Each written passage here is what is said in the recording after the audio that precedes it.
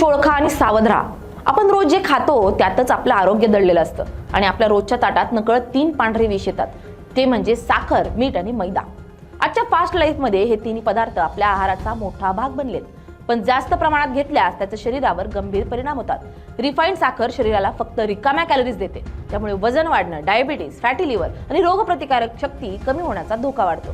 जास्त साखर खाल्यानं पुन्हा पुन्हा गोड खाण्याची इच्छा निर्माण होते. मिठाबाबतही तेच आहे. जास्त प्रमाणात रिफाईंड मीठ घेतल्यानं ब्लड प्रेशर वाढतो, शरीरात सूज येते आणि किडनीवर ताण येतो. हृदयविकार आणि हाडं कमजोर होण्याचा धोका देखील वाढतो. मैदा हा पूर्णपणे रिफाईंड असल्यानं त्यात फायबर नसतं, त्यामुळे पचन मंदावते, बद्धकोष्ठता होते आणि वजन वाढण्यास मदत होते. तो रक्तातील साखर झपाट्याने वाढवतो आणि शरीराला फारसा पोषण मूल्य देत नाही. म्हणूनच या पांढऱ्या विषाचं आरोग्यदायी पर्याय निवडणं महत्त्वाचं आहे. साखरेऐवजी गूळ, मध, खजूर किंवा स्टेविया वापरता येतो, जे शरीराला मिनरल्स आणि ऊर्जा देतात.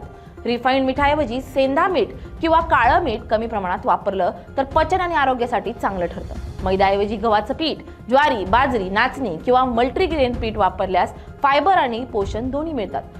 पण एक महत्त्वाची गोष्ट लक्षात ठेवा, हे सर्व सल्ले सामान्य व्यक्तीसाठी आहेत. जर तुम्हाला काही आजार, ॲलर्जी किंवा विशेष आरोग्य समस्या असतील तर हे आहार बदलण्याआधी डॉक्टरांचा सल्ला नक्की घ्या.